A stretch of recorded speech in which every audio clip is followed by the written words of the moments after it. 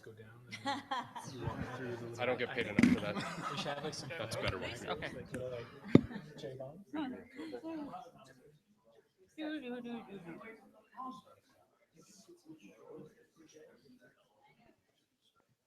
Hello. Thank you for coming here tonight. I'm Erin Marchak. I work here at Myplanet. I'm a technical architect and developer, and I would really like to welcome you here.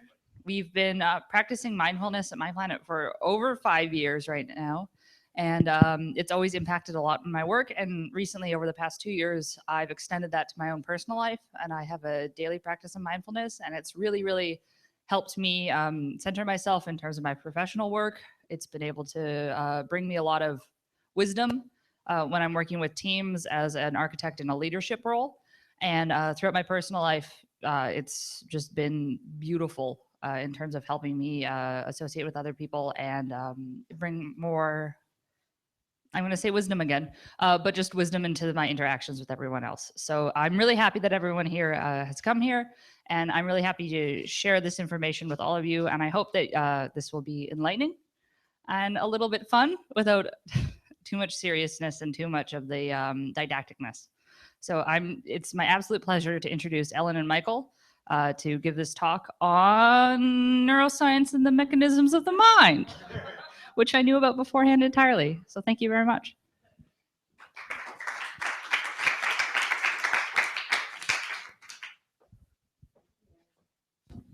Just a note that we are broadcasting this on Hangouts on Air, so you are being recorded, but not named, okay?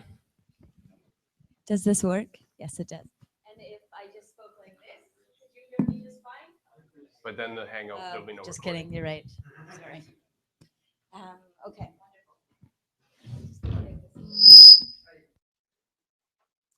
So what we have today is a little ditty on the neuroscience, which is a really compelling aspect of the mindfulness research these days, as well as some description on the mechanism. So not only what is mindfulness, but how does it work?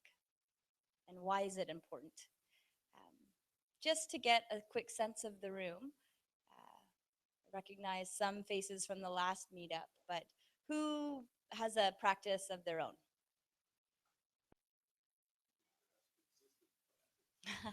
And of those people, then who practices consistently? And who is completely new to mindfulness? Welcome. Okay, great. Good to know. So what we're going to do is start with a little drop-in, because as much as this is sort of a lecture and we are doing our best to minimize the didactic nature of it, mindfulness happens in the practice of it. So throughout this next 60 minutes, we've integrated a few ways that we can actually practice. And this is what we call a purposeful pause. So at Myplanet, this is something we do to start meetings. But we like to integrate this because it's short, it's easy, it's entirely palatable to integrate into the workplace. So let's give it a go. I don't know if I can hold the mic and chime. Oh, okay. Thanks, friend.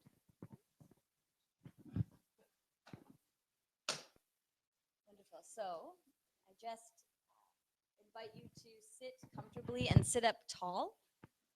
So we want to bring some sense of alertness. Wonderful. You just want to have your feet planted firmly on the floor. And if it feels comfortable to do so, just allow your eyes to close. If that feels uncomfortable, perhaps just take the gaze down, looking at one point on the floor, the chair in front of you.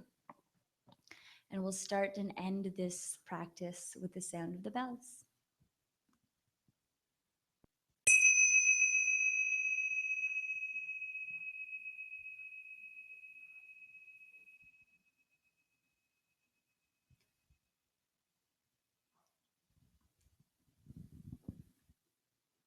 So just allow your physiology to settle.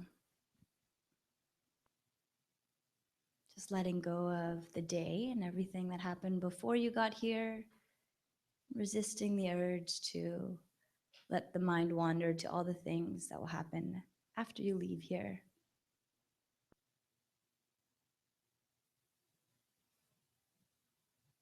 Just becoming conscious of the fact that you are in this room, sitting on a chair, and bringing all of your attention to the breath.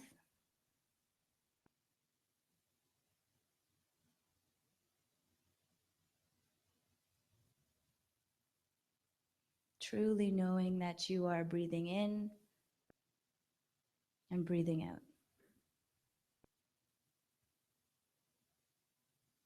Perhaps you just notice some agitation in the mind.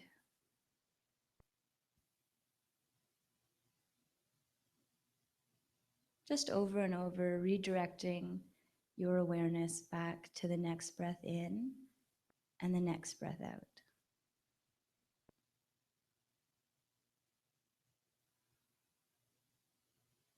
Just allowing your attention to focus on any sensations related to the breath.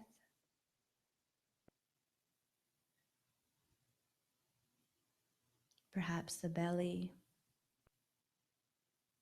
expanding and contracting with the inhale and the exhale. Perhaps the chest rising up and down. Perhaps the nostrils, feeling the breath come in and feeling the breath go out.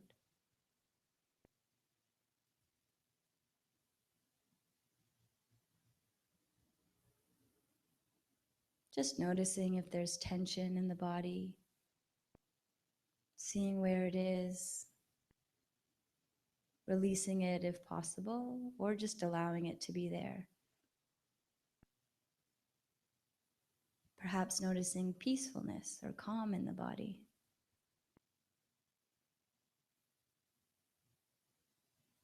Whatever you feel, just noticing it.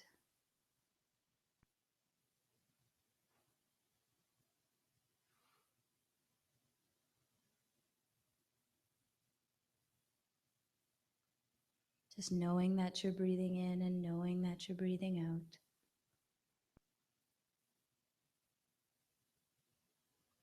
No need to change your breath, just observe.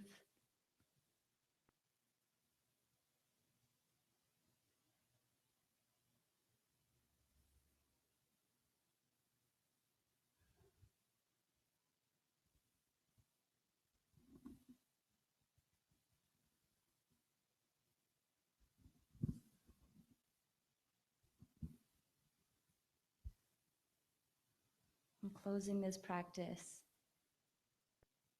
with the sound of the bell.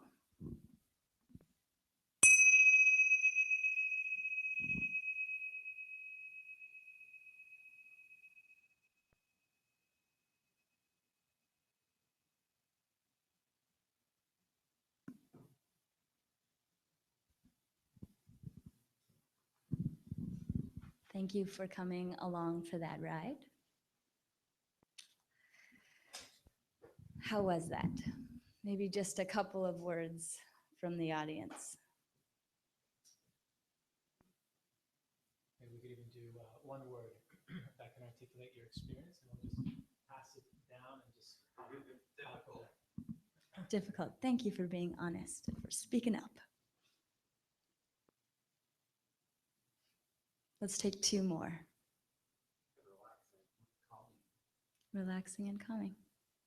Wonderful. Thank you. It is a varied experience, isn't it? Every time we sit. This is our roadmap for today. So we appreciate that you've all worked a very long day, and now you're sitting through some more. But with that in mind, here we go. So we've got the default state of the mind. And so what we're going to talk about is left to our own devices and based on a set of evolutionary rationale, what is the natural state of the mind and how does it serve us in today's world? We're also going to talk about some of the actual mechanisms. So, we experience the world somewhere in between thoughts, feelings, behaviors, and body sensations. We're going to talk about these and how mindfulness impacts that, what that means for our experience at work, in life, etc. And we're also going to cover some of the neuroscience, which is, a large part of what our talk today is. And again, when you think about how the research has evolved, the chart is completely, it's hockey sticking, so very sharp exponential spike. And some of the most compelling, exciting components of this is really from the neuroscience, because it's hard to argue how every sort of hippie who you want to call mindfulness, it's hard to argue with some of the research that's coming out of the neuroscientific labs. And then we'll take you through some of the sort of homework practices, as well as the Muse. So this is a headband. Has anyone heard of the Muse? A couple of people, great. So it reads your EEG, so your brain waves, while you meditate. It gives you some biofeedback, and we have a few set up just in the room behind. So if you have time and if you're interested, we invite you to stay and experiment with some of the tools and different ways to interact with them. Just a quick intro. So my name is officially Ellen Choi. I'm doing my PhD and I study mindfulness in the workplace. I look at how these types of practices can be integrated, and then what are the outcomes? Performance, productivity, health and well-being, resilience, these types of things. And how can we make it more accessible to people who have never sat and just paid attention to their breath for a while?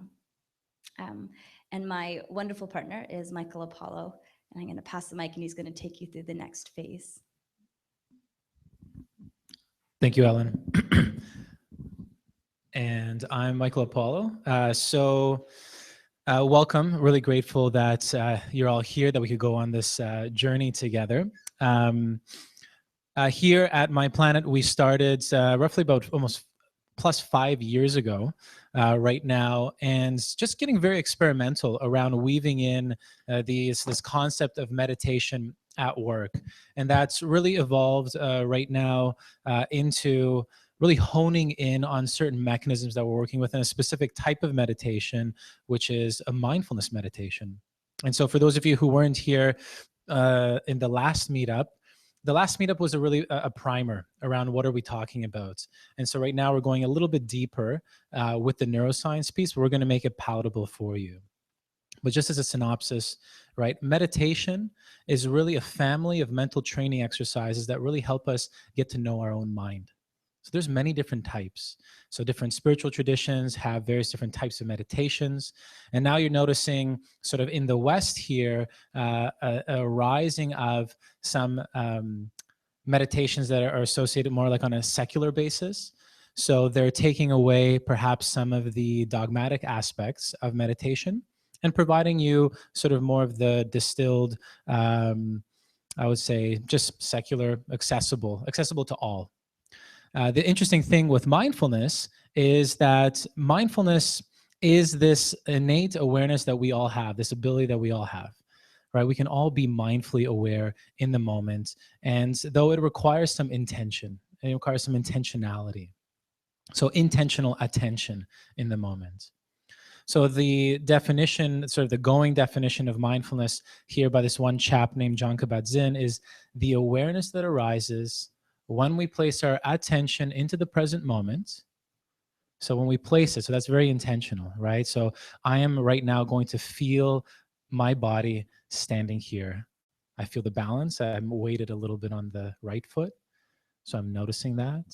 I'm noticing sort of how I feel with the fact that everybody's looking at me right now. I'm also intentionally becoming aware of the fact there's a little buzz happening over there, a little bit of a fan noise. You know, the heat of my own body.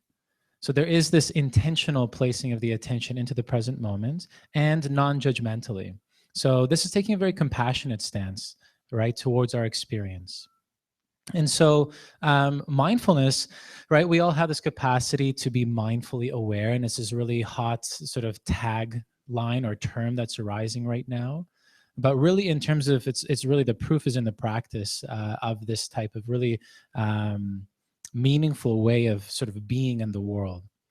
And so when we come down to mindfulness meditation, it's good to know that those are two different things, right? It's and when we're engaging in this mindfulness meditation, so we're going to run through a couple practices.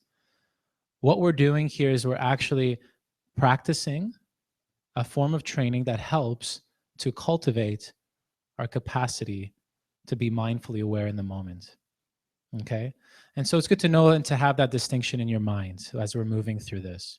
So here, the incredible thing is now research is starting to find that it affects us in really powerful ways. And neuroplasticity in a big way is showing that our own mind can change. You can actually change the structure and the function of your own brain depending on where you place your focus. Really, what you set your intention upon can actually radically transform the way you see the world and essentially how you see the world in the long run. So here we're going to run through some of these key aspects that can sort of onboard you to seeing some of this emerging science and how it relates to how we understand ourselves in the way that we see the world. So something that's really interesting is right now we're trying to map out the mind's default state. So here, what we're finding is that there are these two neural modes of self-reference in the brain. So over time, essentially what has happened is we've evolved this interesting capacity to cognitively break down what's happening, to analyze very clearly what's occurring, to go through complex decision-making processes. And sometimes we get so caught up in that it starts kicking ourselves in the butt, right? And then what's really interesting is we have this other capacity as well to rest in like a deep experience of what's happening in the moment. So what they're finding in research now, that there's certain brain regions that engage when we're engaged in this referential, this narrative type of stance, analytical type of stance, where we're thinking about everything that's all about us. This is happening to me. This is why this is happening to me. Why the heck is this happening to me? This should happen like this, or I want more of that. And then they found that actually those regions of the brain can actually start being deactivated when we place our attention into what's actually happening in the present moment. So actually tapping into pure experience. So observing sensory experience as it is in the moment. So these brain regions are actually the medial prefrontal cortex and the posterior cingulate cortex, which is a really exciting thing. And they're actually starting to build neurofeedback devices around it. But it's important to note that this narrative type of state has been really essential for us to be able to build all of this, right? Like it's actually a powerful tool, almost and there's an interesting analysis around or analogy around how sometimes we may confuse the servant for the master, right? So this really powerful capacity that we have to build great things and to solve tremendous problems could actually sometimes overtake us and cause some challenges. And so how could we be with that in a very effective way is important. So how can we essentially get out of our heads and perhaps a little bit more into our senses? So come to our senses. You'll hear that a little bit with the mindfulness piece. But so in terms of how the narrative mode can impact us, right? It impacts us in a number of different ways, right? It's a powerful tool, but sometimes left to its own devices, it can cause us a little bit of challenge in our lives. So, cognition, so thoughts and stories that we tell ourselves, perhaps again and again. I had one of my teachers, he says, so everybody's meditating and we come out of it and everybody's saying, I couldn't get out of my head. I just had so many thoughts going on. And he goes, welcome to Ruminators Anonymous, right? We're just churning away in that space. But, how can you make friends with that, right? How can you really familiarize yourself with the way that your mind is moving and to be able to work with that skillfully? So fusion, buying our thoughts and feelings as facts, right? There's this really cool thing that there's this sort of cognitive fusion that what I see is very real. This is the way it is. This is the way you are. You're bad. Or this person's really good. right? This is almost like this congealing that happens, and then you just sort of label it. It's this cognitive fusion is what it's called. It's an interesting concept. Avoidance and aversion. So I had kidney stones, and my mindfulness practice had a really epic impact on that. I had a tremendous amount of pain. And at first, when I was moving through it, I was fighting it to the daylights. Why the heck is this happening to me? I'm going through these convulsions. I'm moving through this pain, and I'm wanting it to change, and I want it to stop, and it was overwhelming for me. But then my ability to, so I had my second bout of it all. I know it's pretty gruesome, so thank you for bearing with me. When I was able to learn from it and just sort of see it as it is and accept it, what a radical thing. I sort of pulled this dagger out of my back of me stabbing myself from, wanting to have it to change, and then accepting the fact, well, this is just how it is right now. And what can I learn from it? And then it was a radical shift in terms of how I related to that pain in a big way. So, there's elements around automatic reactivity. In the moment, we might just have this emotional reaction to what's happening. We'll explore that a little bit. And then a wanting, the things should be different than the way they are. And that affects us in unique ways as well. So, just to show how, our environments, there's a reality, right? It's really our environments right now are set up to propagate our minds to work a certain way. And it doesn't really give you too much opportunities to just pause, to really see clearly what's happening, to acknowledge what's occurring. And I mean, with mindfulness, what we're inviting people to do is really see clearly the way things are in the moment, right? It's not about achieving a certain type of state. It's not about relaxation. It's not about stopping your thoughts. But it's a practice that helps us see clearly the way it's happening. And really, you look at the types of workplace environments that we're in. This is an interesting study around email was removed from one cohort of people. So they had email removed, and another group had email as a key part of their workplace habits. And so the group that had sort of the constant pinging of the email, they would be following their biometrics, and they found that there's this constant state of overload, there's this constant state of high alertness, right? The next thing's coming, the next thing's coming, the next thing's coming. The heart rate was higher, etc., and that the attention would scope onto like one thing. And so what they found is for the group where they actually took the email away, just this one thing, they found that it took some time, but then the resting heart rate lowered, that they're able to bring in a greater sense of perspective into the work they're doing, less of that high alert state in the work that they're engaging in. And so it's really interesting looking at the environments that we're in and how they're being shaped. So how can you shape your own environment to really lead a conducive space for your own mind? So there are aspects that influence the experiences that we have. So our past experiences, our core beliefs, the assumptions that we have, and our ability to respond in the moment really have a dramatic effect on what we're experiencing in the moment.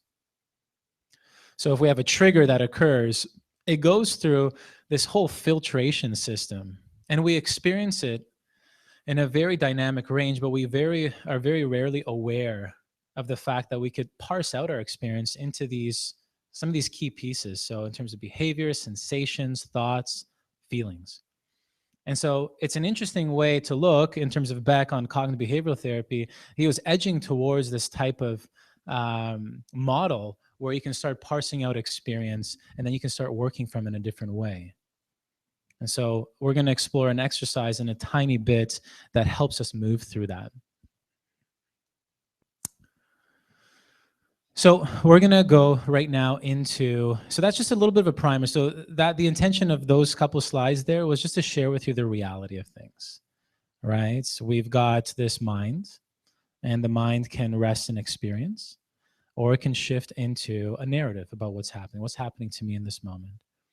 And that really has a palpable effect of our everyday experience. That when we're interacting with another person, we might realize all the different things that are happening in our mind about what is this person saying, judging, analyzing, problem solving, just moving through that entire realm of it. And we can see that. And perhaps maybe choose to go back to, oh, maybe I'm actually, what's my intention here? I'm listening. Okay, so I'm going to open up and to receive, what is being shared here. So, there's these different modes that we can work with. And there's a lot of, I want to say baggage, but past experience that influences the way that we see the world. So just to hold that in awareness is important. So when we go here is, we're looking at these modes, narrative and experiential. So here we're just introducing you these two pieces. And that an awareness of our thoughts, feelings, the physical sensations in our bodies, our behaviors, our impulses to react or act in the moment can actually help us to choose a skillful action. So we might be in this automatic loop, right? We might be coming to work and not realize the entire trip. We just sort of get up and somehow arrive at work and we're like, holy shit, I'm here now. What happened? Where was my life, right? Did you notice the trees? Perhaps did you notice the sun moving through your windshield if you were driving? Did you notice a smile on perhaps the TTC driver if perhaps they're ever smiling? So it's when we can actually tap into noticing what's happening, perhaps while we're listening to somebody, we can realize how much is actually going on and then to bring our attention in a different way to what's happening in the moment. So we're going to practice. We're going to go through a little practice here right now called the Wheel of Awareness. And we find this is a very interesting one because it was innovated by a chap by the name Dr. Dan Siegel out of UCLA Mindful Awareness Research Center. And the reason why we thought it's a beneficial one to share with you is because we're actually going to guide you through this. It's called the Hub of Awareness. And we're going to move through the senses. Okay? So he innovated this practice. The really cool thing with Dan was that he never heard about this whole mindfulness concept. And so, but he was working, he created he wrote this book called Mindsight. And he was toying and experimenting with this thing that he stumbled upon where he could be aware of what's happening in the moment inside his own mind and within the minds of others. And that had a dramatic effect in his life and in helping the patients that he was working with, etc. And then it was remarkably similar to this whole mindfulness wave that was arising at the same time. And then he met with this guy named John Kabat-Zinn, and they were like, oh my gosh, we're speaking pretty much about the really same thing. So this is an interesting exercise. What we're going to do here is we're going to first move our awareness to the five senses as sort of standard here. So hearing, sight, smell, taste, and touch. Okay. Then we're going to shift into the sixth sense, which he labels as the interior of the body. So perhaps, you can perceive this as being maybe more external. And then here we're going to go a bit internal. So you might notice hunger, you might notice tension, spaciousness, temperature. And then we're going to continue. We're going to go to the seventh sense of mental activities. So then just becoming aware of thoughts. Okay? And we're going to stop right there for now. The next step is called interconnectedness, and he calls this the eighth sense. So the way that he defines the mind is that the mind is, and so it's a going definition. It's really exciting to see it moving this way. But he defines the mind, because we're talking about the mechanism of the mind, so it's good to know this. Who here knows the definition of the mind? It's so cool. Like that word has been around for so long, but like I didn't, and still to this day, and I'm trying to experience what the mind is, but to define it, so interesting. He defines the mind as an embodied, so it is here, this whole system, right? It's not in the brain. And the brain doesn't end there. Supposedly we have three brains. So there's the brain that's here, and there's a tightly knit batch of neuronal bundles around and synaptic connections around the heart and in the abdomen, in the belly. So we have three brains technically. So he calls it an embodied and relational process. So when I'm connecting with you now, we're creating a mind that manages the flow of information and energy. So ponder that one for a little while.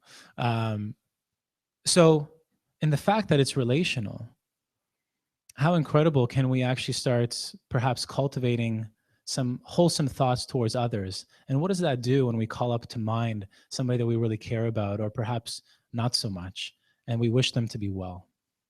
What could that do about our sense of interconnectivity with each other? And so he's built this really interesting piece here that we can go through in the eighth sense, but we're not going to go there just yet. We're just going to move through this space. So we're going to sit up tall and comfortably. We're going to place our attentions on the senses, and I'll just guide us through that. We're going to notice attention wandering, because that's inevitable, right? It's not about stopping our thoughts, but just familiarizing ourselves with the movement of our mind. And we're going to shift our attention back to the breath. And so this will be just a 7-minute practice. Okay. So before we start that, because I know some of you perhaps weren't here for our last meetup, were there any questions before we just begin, or you okay for now? We can have some questions afterwards as well, most definitely, and please stay along, and we can most definitely continue the chat. So I'm going to use the vibratone as our mark to start and end this practice.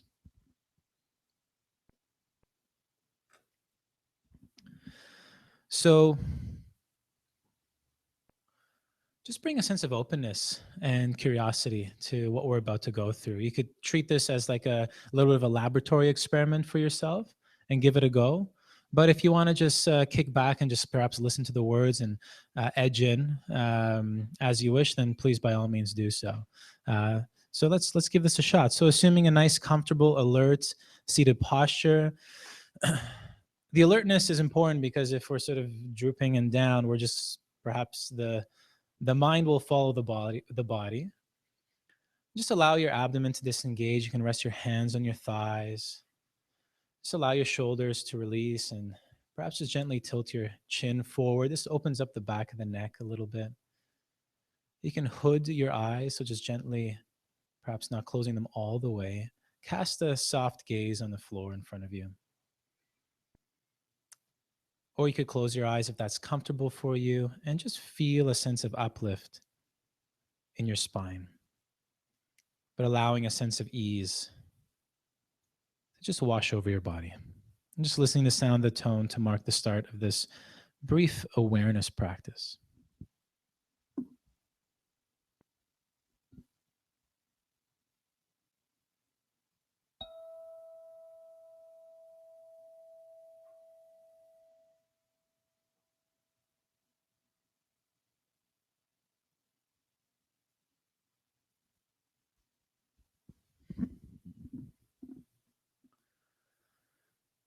So taking a moment now, perhaps just to check in and notice sound. So you may notice the hum of a certain type of machine, perhaps, that's turned on to the right of you. Not so much creating a story about what you hear, but just allowing sound to be received at the ears. So perhaps noting slight variations in the sound, perhaps other sounds, people next to you, sounds outside of this room, outside this building. Opening your awareness to sound for a few moments. Noting pitch, treble, timbre, the nuances of sound as it meets the ears.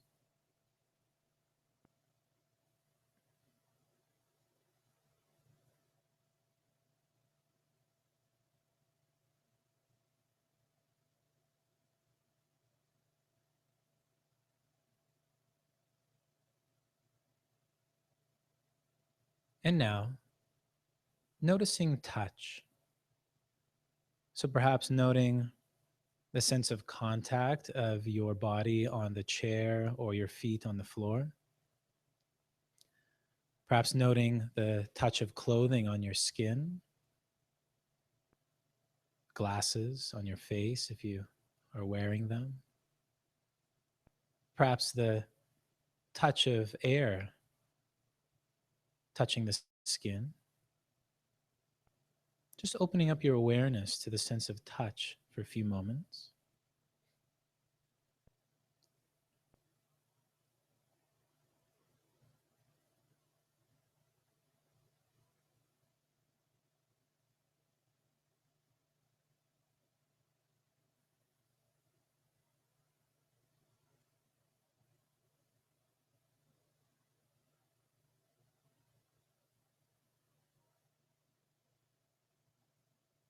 And now, bring your awareness to the sense of sight. So if your eyes are closed, you may notice color, darkness, light, movement, perhaps stillness. If your eyes are open, you may notice texture, shape, shadow, color. Just allowing yourself to become aware of the information, the sensory information connecting with sight for a few moments.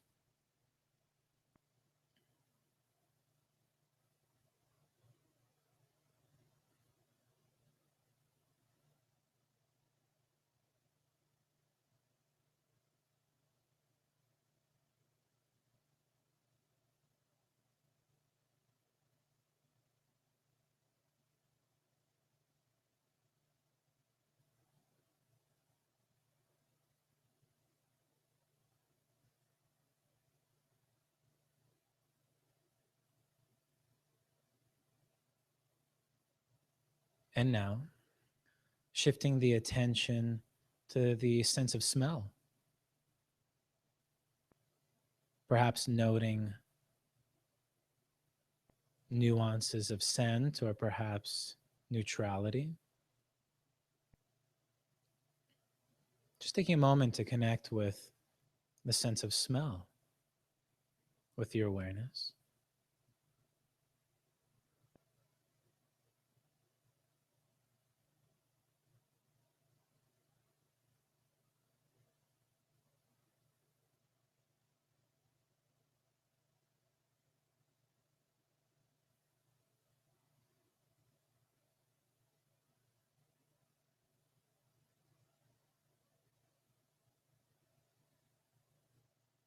And now, bring your awareness to the sense of taste. So placing your attention here at the mouth,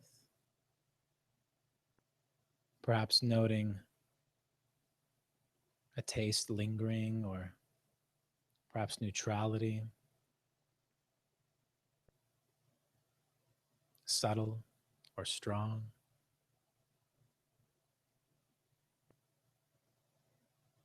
Just holding in awareness the sense of taste for a few moments. Seeing if anything changes.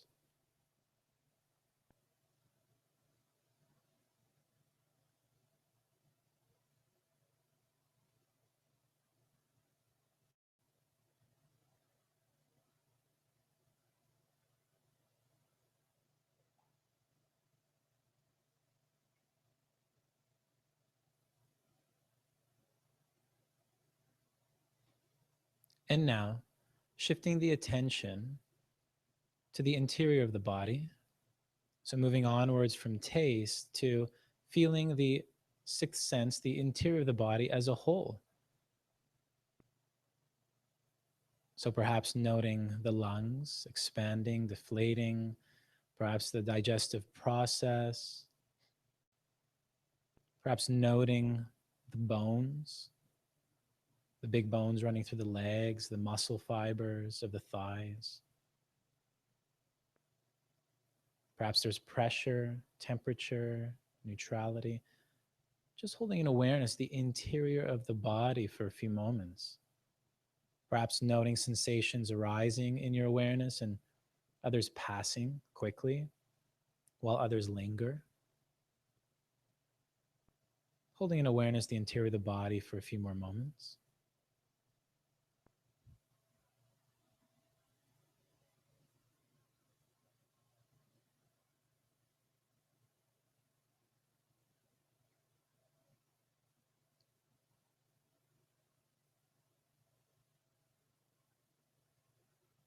Perhaps noting the body breathing from the inside and feeling into how much of the body does the breath affect. Tension or release.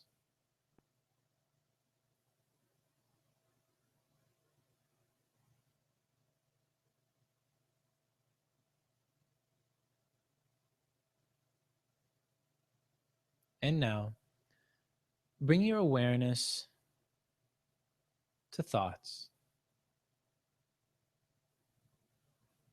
Just acknowledging mental activities. So you may notice imagery, thinking, planning, judging. Just hold in awareness your mind for a few moments, almost as if you were watching a movie.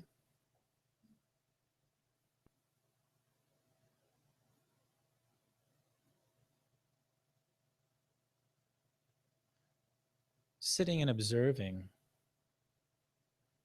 mental activities on the cinema of the mind. And noticing when you get caught up into the storyline, the plots, the characters.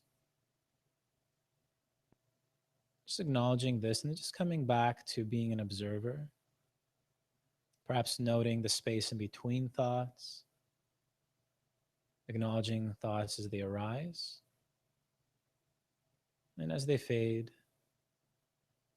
And perhaps making way for a new thought.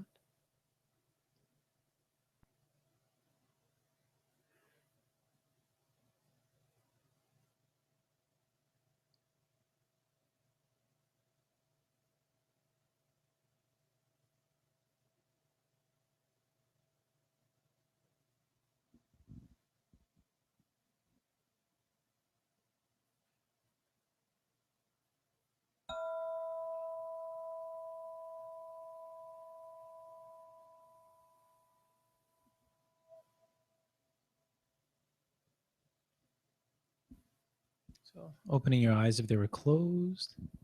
Just bringing that awareness practice to an end.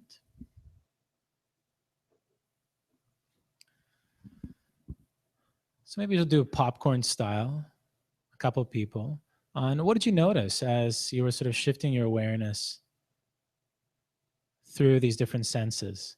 Maybe perhaps what did you notice in terms of physical sensations?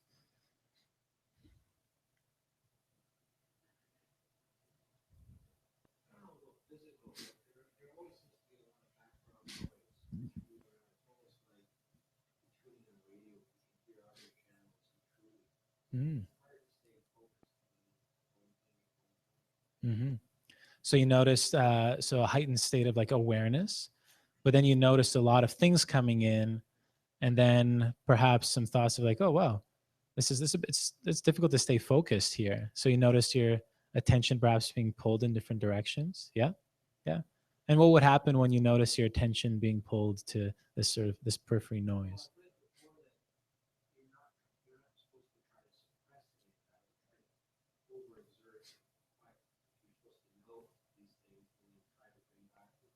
Mm-hmm. Mm-hmm. And so did you give that a shot? Yeah. And how?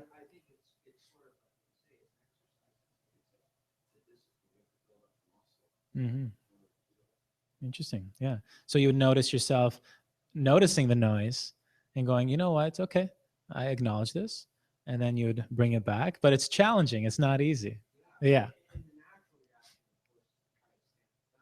Ah, yeah. Doesn't work as well. No. Okay. Interesting. Don't think about it. Okay, yeah, very interesting. Thank you for sharing. Yeah. How interesting, right? It's simple, but it's not easy. And this is an interesting share, right? That, when we place our attention into the moments, what could happen? Perhaps a heightened state of awareness of what's actually happening. And then it's about familiarizing ourselves a little bit about where's our mind going, right? And how to work with that in the most skillful way too. And that's something like a practice over time. Is there anybody else that wanted to share? Something came to mind? Yep.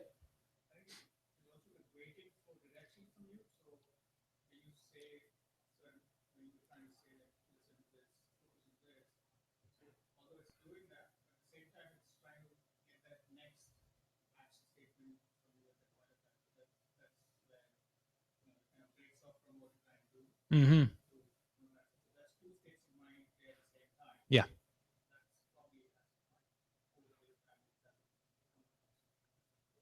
Mm-hmm. So you noticed a little bit of like an anticipation of like, okay, when is the next cue coming? Okay, next cue comes. So thinking about it, okay, this now I have to pull it away, and now okay, and I'm going to put it here. Yeah, interesting. Yeah, so it's interesting how the mind can come into play into those types of situations like that. So thank you for moving through that awareness practice, the wheel of awareness practice. So here we just covered this. What did you notice? But in terms of applications, right, we have this capacity just to tune in, almost like a tuning fork, I think it was shared, into what's happening in the present moments, right? So in terms of applications, to pause, notice thoughts, emotions, body sensations, you could bring this into everyday life, right? So for example, while you're eating, to bring that full awareness to your senses as you eat, maybe perhaps slowing it down, maybe having one bite with your full awareness. And so, here in terms of benefits, we may notice that things come and go, and that could be interestingly helpful in certain times in our lives. We can witness experiences, so we can actually become aware of the fact that we are having certain thoughts or certain feelings involved in the situation. There's some body sensations, so I might feel tension in certain situations, or might feel at ease. So how does that influence my behavior in the moment? And it helps prevent the attention from being hijacked into negative spirals of thought. So you can become aware of the fact that, hey, perhaps I'm having some challenging thoughts right now. So I can notice that and then bring my awareness intentionally somewhere else, perhaps to nip those thoughts in the bud. I believe this is handing it off to Ellen.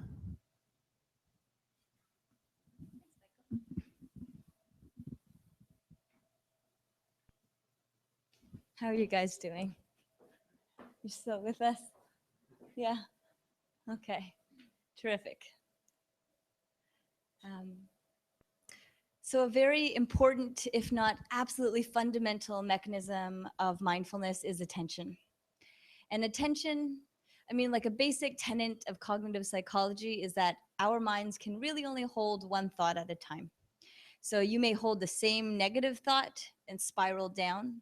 You may flit between thought, but really there's just one thing happening that we can process at once.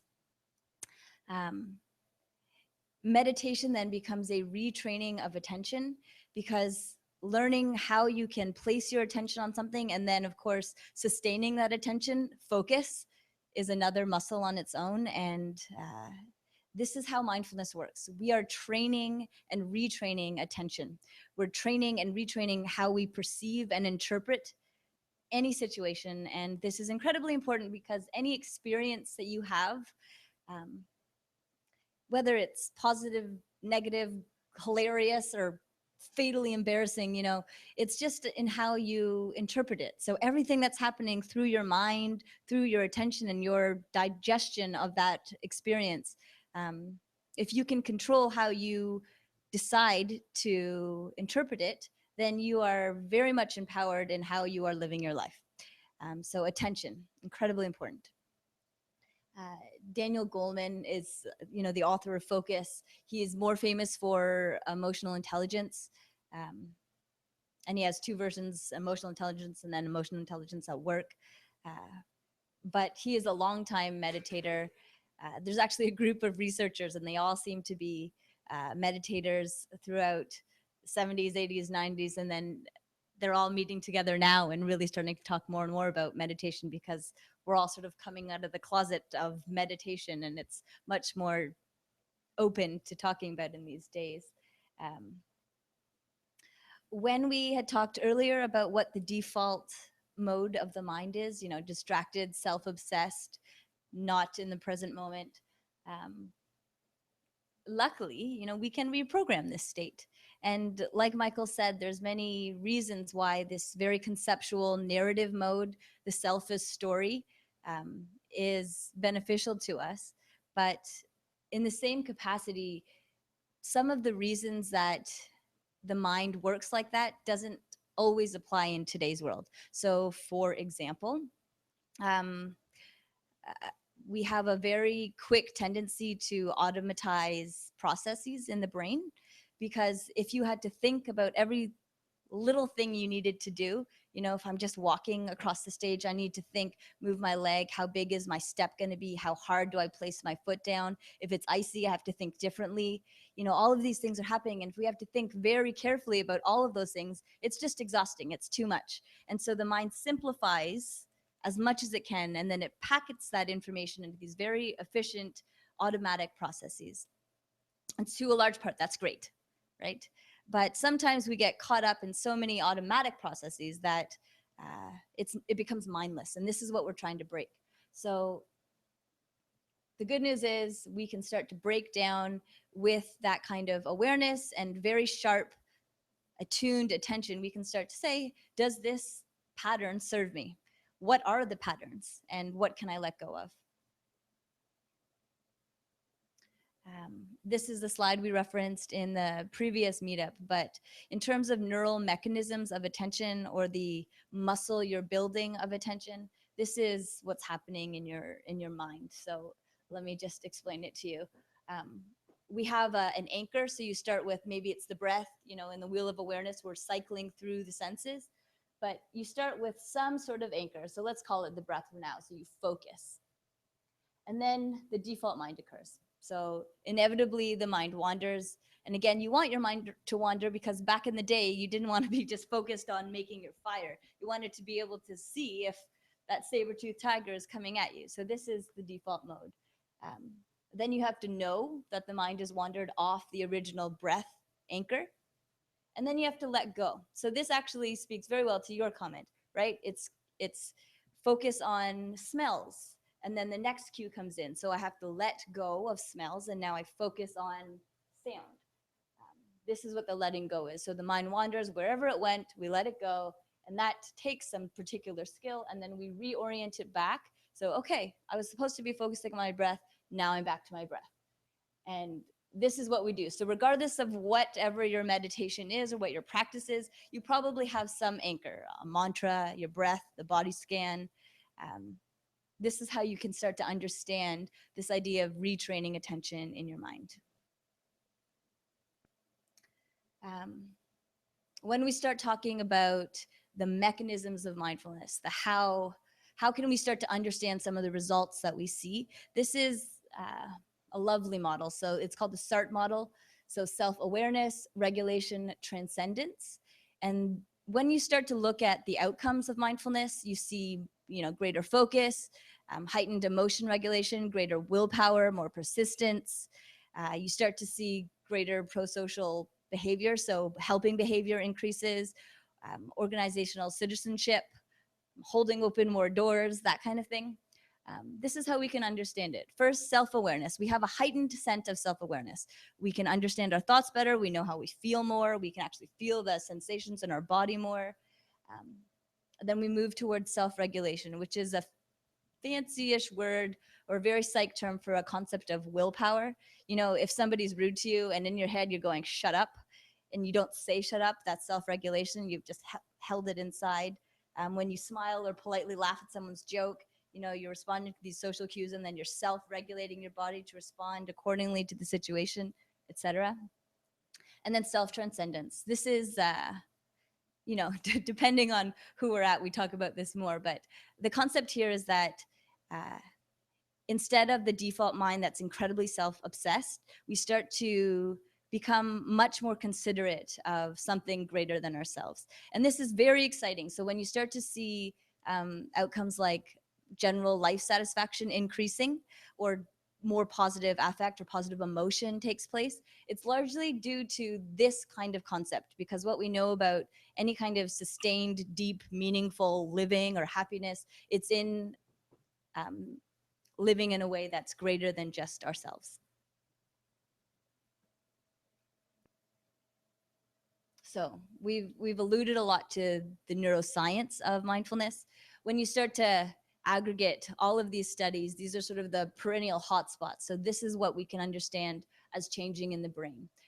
A lot of executive functions, it takes place in the prefrontal cortex. So strategy, analysis, this kind of planning. And we see this show up. And, there's age-related decline. This is incredibly exciting if we know that in terms of neurogenesis, how much gray matter neurons that your brain is creating, this declines with age. This is why we see dementia, et cetera, et cetera. But when you start to look at meditators versus non-meditators, we're not seeing that same kind of age-related brain decline, which is incredibly exciting.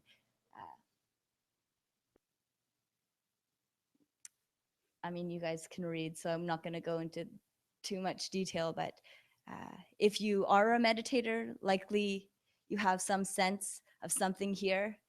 I remember I used to walk into one room and then I get to the room and I think like, I know I was coming here for something, but I can't remember why I'm here. And I just have so much less of that.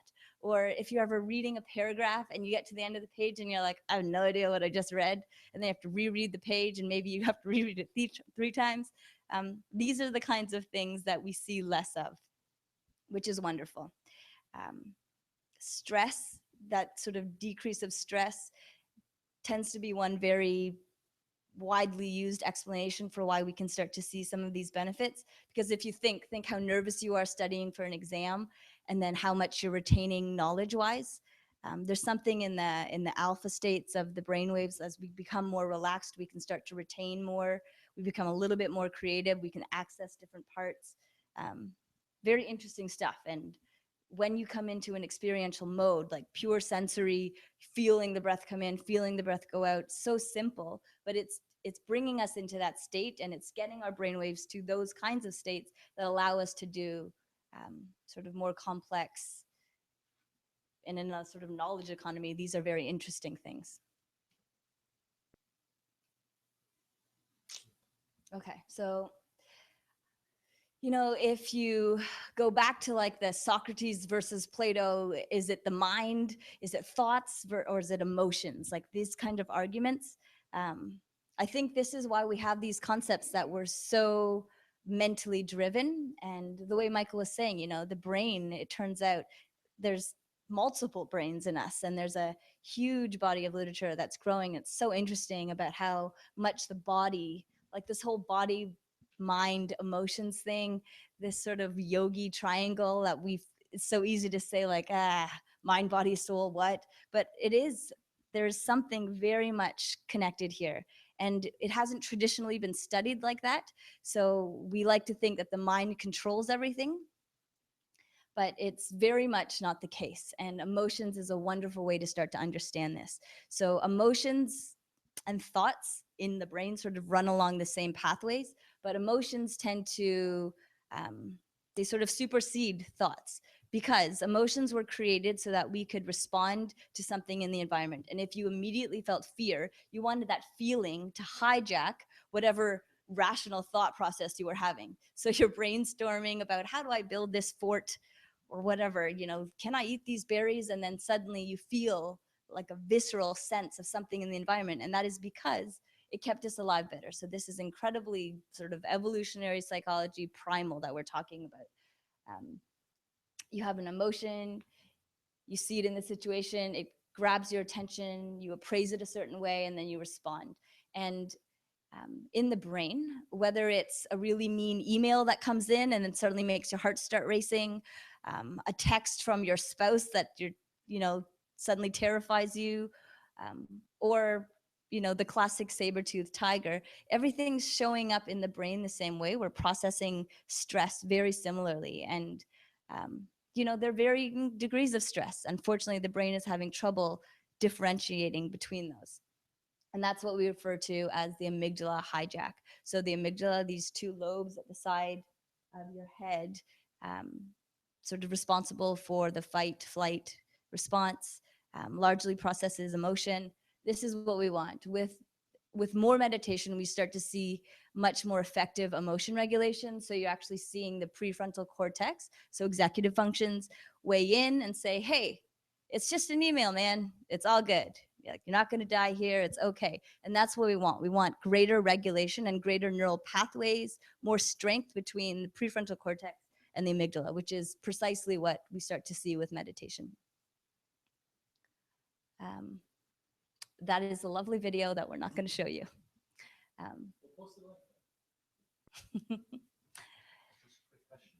Certainly. Is the prefrontal cortex overtaking the amygdala? Is that what you're saying?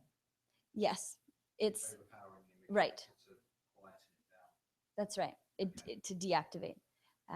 A very common mindfulness technique is to label emotions or sort of decenter from experience. So we are not our thoughts.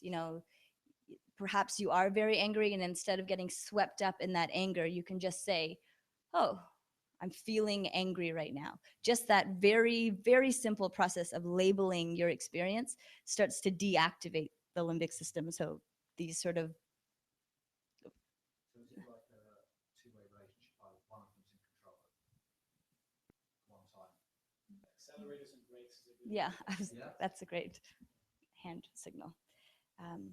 Okay, this comes from a study where they ask people, when you feel anger, where do you feel it?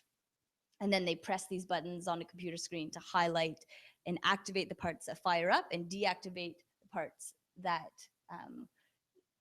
deactivate. So depression, say someone's pressing a negative button to show it up as blue.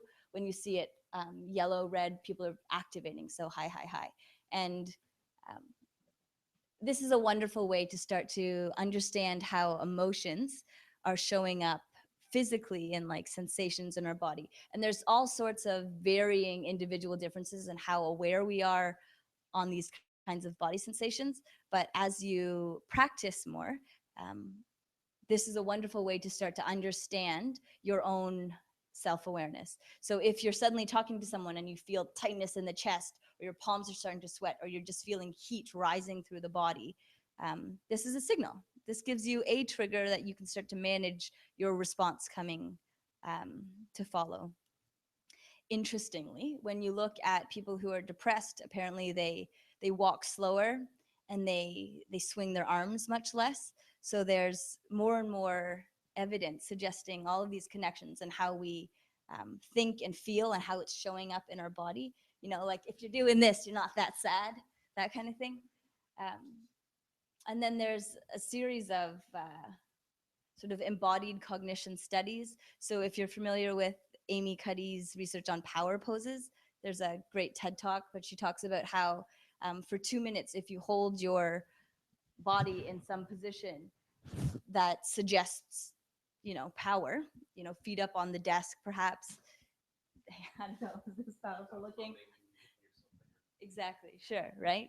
So this kind of thing for 2 minutes, then there's signals that come from our physiology into how we're processing thought, so into our cognition, and then it changes our behavior. So people in power positions, they actually act more powerful, they make more risky decisions, this kind of thing. And there's endless studies going on now. Like if you put a pencil in between your teeth and you show a funny video, you think it's funnier if you had the smile muscles, your zygomaticus, engaged, as opposed to others that don't. The point is the body, the mind, and our feelings are intimately connected. And this is a wonderful way to start to understand your experience in the world by becoming more connected to your physical sensations. So we are going to. I think what we're going to do is we're going to go into use for the common practice. Because just 8 o'clock is our end for the meetup, was it? Oh, it's 8:30. So, oh, excellent. Sorry, my bad. Excellent. Yeah, are you guys up for a little body scan? No news is good news. Okay. So let's do it. So the intention here is hopefully I've hooked you into understanding the importance of connecting with body sensations now. And here we're just going to pay attention a little bit. So when you think of the wheel of awareness, it's a lot of gross sensations, sound, smell, very obvious touch. So we're going to stay in the touch realm and we're going to play. Gross sensations like your stomach may be rumbling, but we'll see if we can pick up any subtle sensations. And you may have giant blind spots all over your body, which is entirely fine, but that's your reality. So we're going to move through that. Wonderful. So I invite you to sit comfortably again, sort of taking your mindful body position.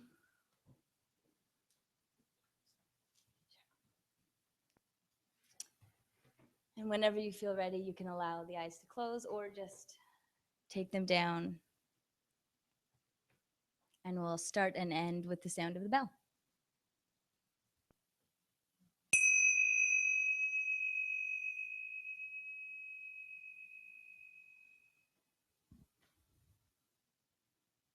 So we'll begin by placing the attention down at the soles of the feet.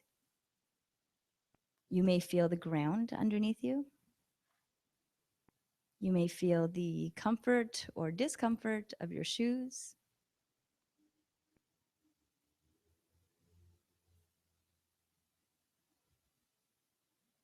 Just spend a little bit of time here, noticing perhaps each toe, the soles and the arch of the foot, the heels and the back of the heel.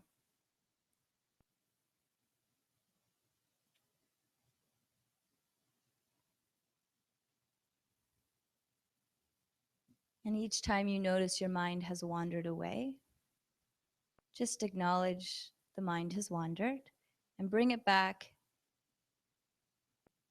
into the soles of the feet.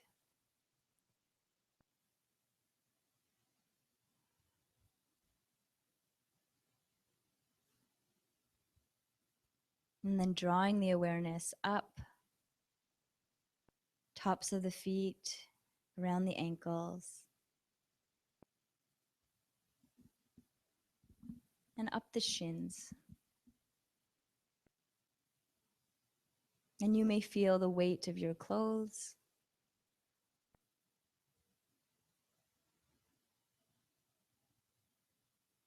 You may very well feel nothing at all, in which case just hold your awareness in and around this part of your body. Take the awareness and envelop it around the backs of the calves.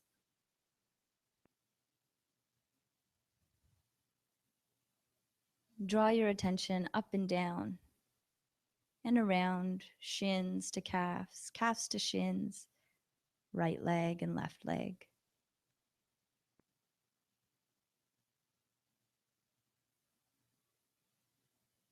Just noticing, when does the front of the leg turn into the back of the leg?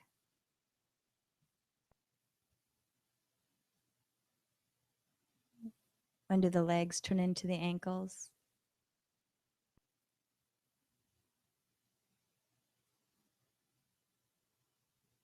And draw the awareness up further to the front and back of the knees.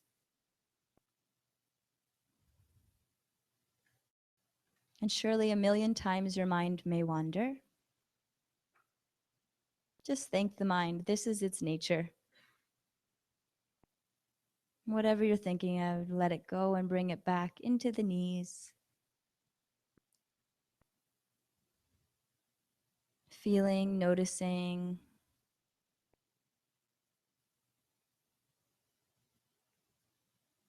Does the left knee feel any different than the right knee?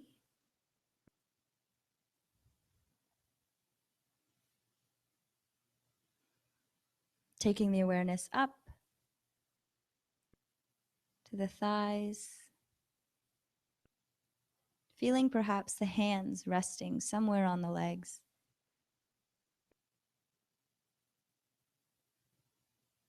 Feeling the back of the chair perhaps supporting the body. And just noticing perhaps temperature, tingling, itching, comfy pants, tight pants. Just spending a little bit of time with the thighs.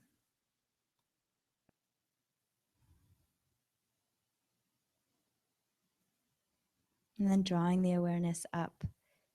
Pelvis, hips, glutes.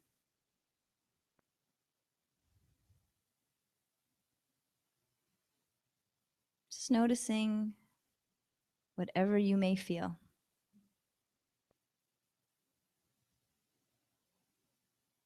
And if you feel nothing, just acknowledge, hey, this is a blind spot. Holding your awareness of this region of the body.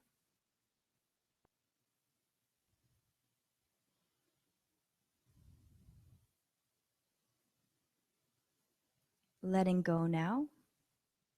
Bringing the awareness to the low belly, low back, and the waistline.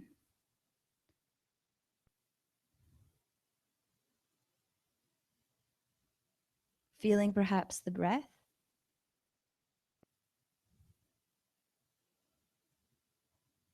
Just letting go here, so purely abs of jelly.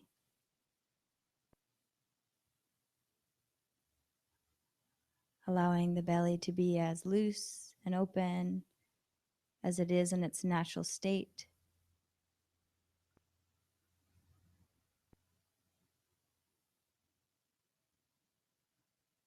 Feeling perhaps the clothing, the breath, perhaps some itchiness, warmth.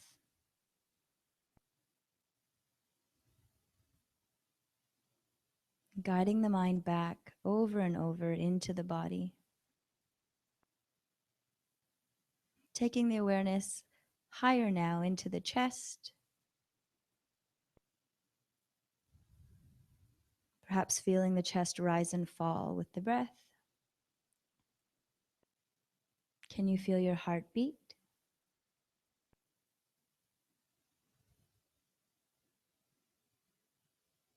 Noticing perhaps the back ribs expand and contract with the breath.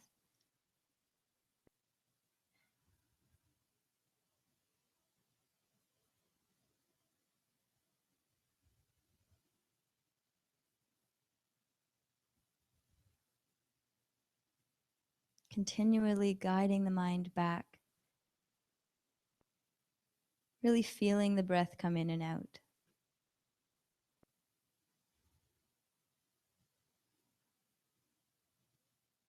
Moving now to the shoulders.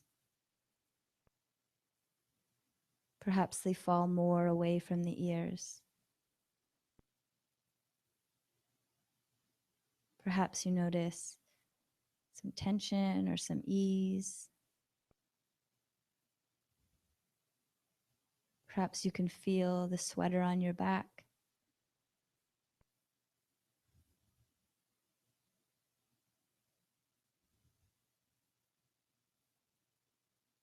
Shifting now to the throat, neck, back of the neck.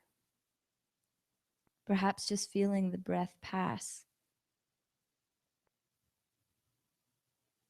Perhaps noticing what it feels like to swallow.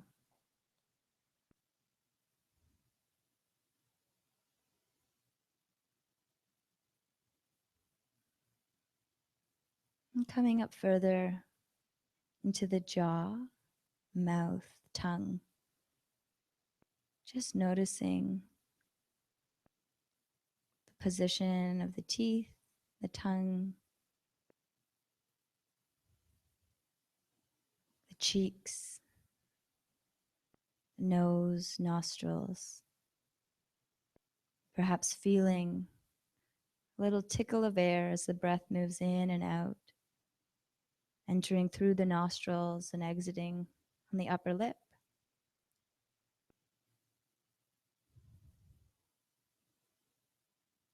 And noticing when the mind wanders, does it go to the past or the future? Just becoming familiar with your own mind. Never feeling frustrated when it wanders, just simply guiding it back. Now into the eyelids, and the temples, and the eyebrows, and the forehead.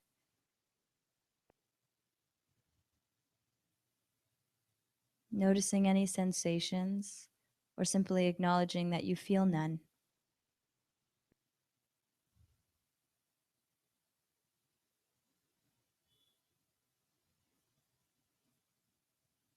And taking the awareness to the scalp, perhaps feeling the weight of your hair.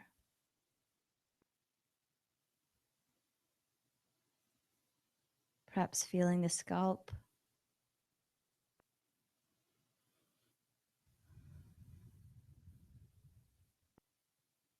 Sides of the head and back of the head.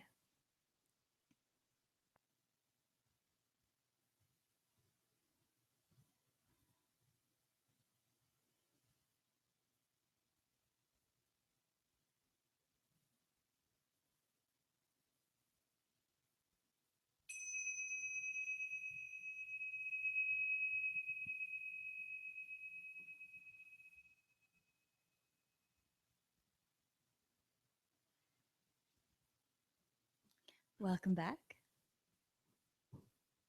Thank you again for moving through that with us.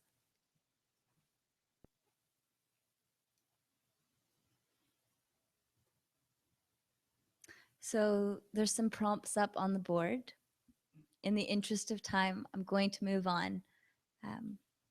But if you're new to this practice, I think this kind of question is interesting, something to think about. Maybe if you're old to the practice, it could be equally interesting. But whether that was just an experience that you live through and then move on with and never think of again, that's up to you. A little breakdown of how we think it might be beneficial and its applications. We kind of run through life assuming the body's with us. We sort of beat it down, tell it mean things, and expect so much of it. The body scan is a really nice way to just pause, use it as a very intelligent system that's giving us input all of the time, and to build very consciously a relationship with your body that is productive and honors all of its wisdom instead of just whipping it as a horse that takes us from place to place. We're moving to close, and we are going to give the Muse a shot. It's a very interesting tool if you have time for it. What we tried to cover in this session was sort of this idea of the default mode, and to start to understand, hey, am I in narrative mode? Am I Ellen starring in the story of self right now? Or am I here, sort of hearing my voice and seeing your eyes, what's happening? And then how you experience the world kind of ends up in one of these four modes: thoughts, feelings, sensations, behaviors. So the greater awareness we can bring to these gives us an opportunity to start to regulate these, which gives you sort of the empowerment to start to take a little bit more mastery of your own experience in life. And then this is very largely how we can understand some of the applications or mechanisms. It's impacting our attention, our sort of cognition. Emotional intelligence, again, with greater awareness, more ability to regulate your emotions and pick up what's happening in others. And then, of course, sort of what made mindfulness famous to begin with is in the sort of physical stress reduction, well-being. And these are some of the practices that we visited.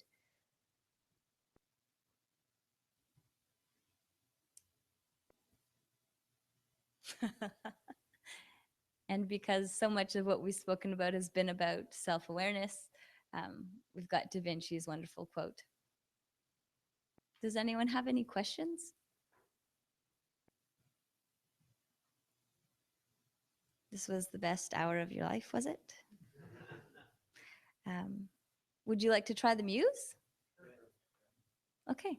So we've got, there's about 3 muses there. I guess in a past life, I was one of the inventors of Muse, co-inventors of Muse. So you can go and check it out. It's essentially a consumer-based EEG headband, so it monitors electrical activity in the brain. And you essentially set up a little username, and then you can actually go and do a 3-minute focus attention on breath exercise. So it's a focus attention exercise, a bit different than mindfulness. And what you do is you hear some neurofeedback through audio, and then at the end you see a little bit of a tracking display of what occurred in terms of EEG on a very general region in regards to your brain. Each one of us is unique, so you can't really compare, but some people try. So we take 3 at a time, and then we'll do like 2 bouts of it. So the experience takes roughly about, actually, you know what, maybe I think we might just be able to take 4 people right now. So the first 4 that gets to the door, we'll do that. And we're very thankful, grateful for being here. Grateful to Myplanet for being our home, and for the team here to be supporting all of this, and for all of you for all your interest and motivation in exploring around mindfulness. And there's a number of resources out on the internet, a number of great practice groups all around the city. We always urge to people to try it out. It's just starting to enter into a workplace type of context, so it's really unique to see it embedded here at Myplanet. It has had some pretty incredible impact. So if you're interested in experiencing it at Myplanet, maybe check out what's online in terms of some job opportunities. Who knows? So have a great evening, and until the next time we meet, we'll see you soon.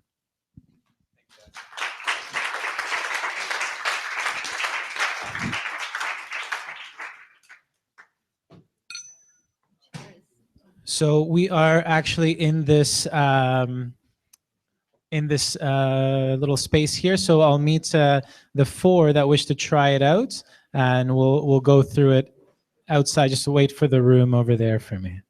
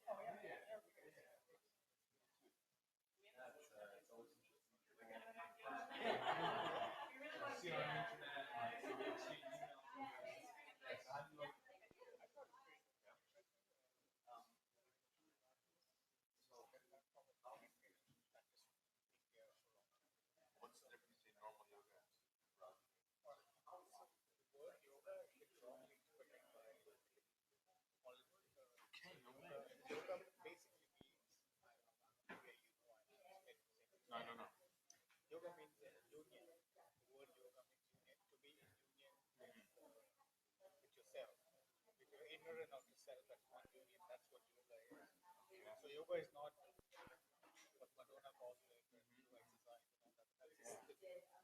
So Raj Yoga basically teaches Raja is king in mythology, and it teaches you to make your mind the king, right? So it says like what they say, right? You can't react to external situations, whereas it's your internal mind that is look at you what you do. That's what it teaches. Kingdom, right? So it teaches you how to do that. Similar in format. If you realize yourself, you're going to go inside and not somebody like to read well. It cannot be like you're like an elephant which is controlled by a mouse, right? That's the whole point. Yeah. Try to distinguish yourself. Neat. So how long have you been doing that for? Yeah. And have you felt that it's improved your communication, your breathing, like all stress? My reaction to it is got into it because those simple situations is motivating me to do it. Otherwise, I would have thought, yeah, let's go to gym and work out. Yeah. Cool. Neat, man. Very neat. You guys do this very often. So yeah, we're going to be doing it once every 4 to 6 weeks. There'll be a different topic, and you know, it's something that here at Myplanet they're practicing it quite a lot. So I want to kind of share those practices. You're in my plan, right? That's how. Well, so they're like a client of mine. So I do social media communications, content development, community development. It's not as part of my plan. Well, it is. I'm contracting for that with my clients, so I do all of this event, Right. all the content that you see, all the social media accounts, Twitter, LinkedIn, Facebook, everything's. What's yourself? Oh, I'm just part of Founders Institute. Founders Institute. Yeah, it's a startup accelerator.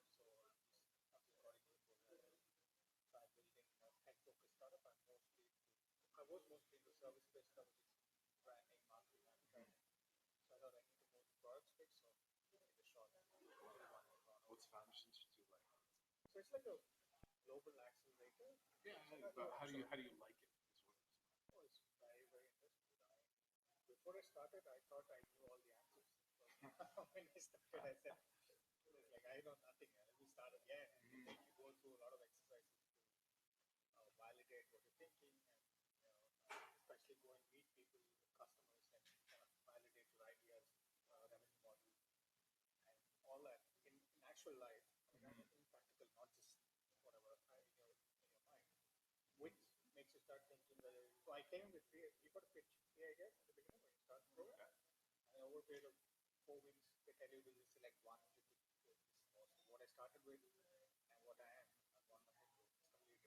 Because I realized that is completely stupid of me to think that I could kind of. Well, it's not necessarily stupid. That's a learning experience.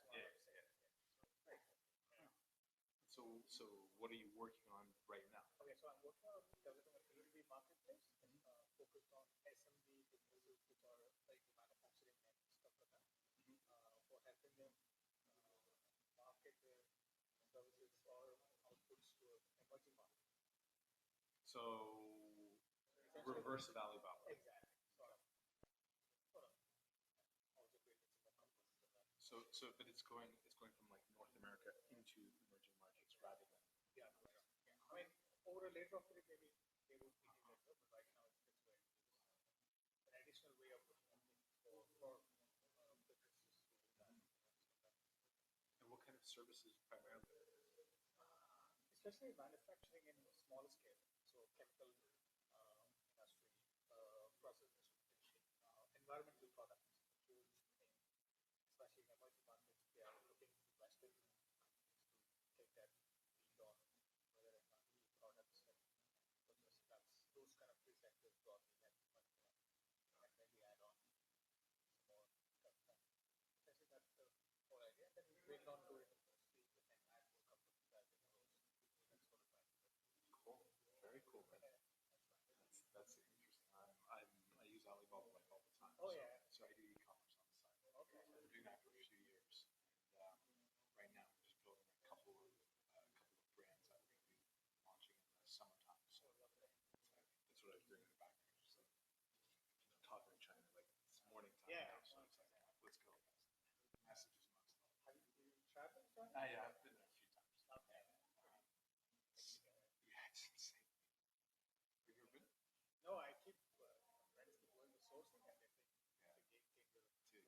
thought. Oh my god, yeah. Like anything you see in this room, you can get. Literally anything. I can get the paint, the stickers, like anything. And the best part, so this friend of mine also, he would do footwear, so he buys